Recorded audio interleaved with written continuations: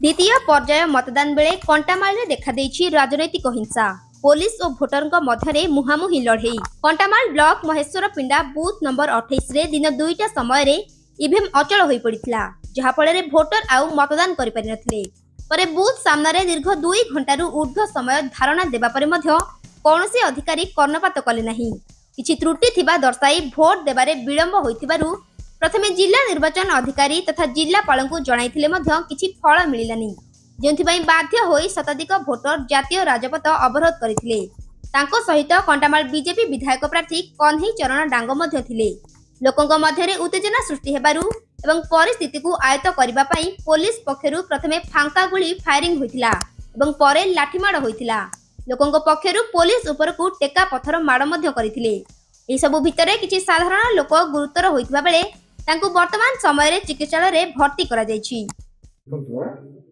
हमर भोटरे सेंती विशृंखला किछि सृष्टि नथला। 28 नंबर मसलन भोटरे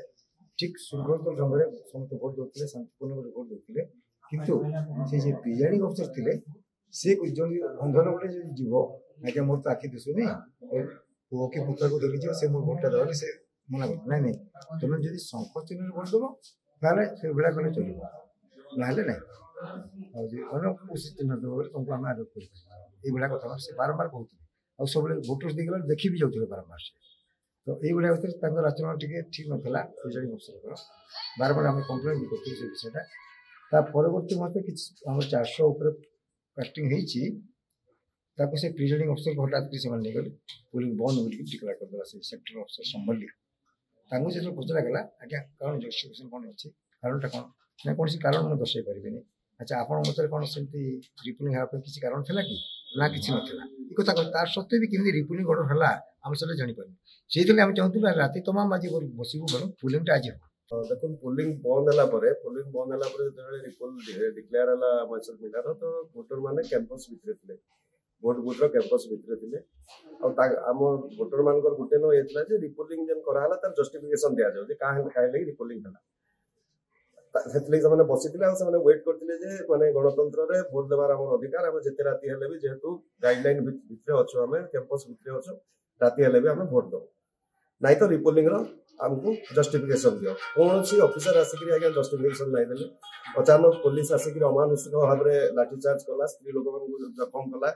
मोर भी मत भी लाठी चार्ज होइछि तो एमनी करके से माने पोलिंग हमर ईवीएम सब धरिक पळाले कौन सी माने जस्टिफिकेशन नहीं देले किछि नहीं अत्याचार कला बेले गोटे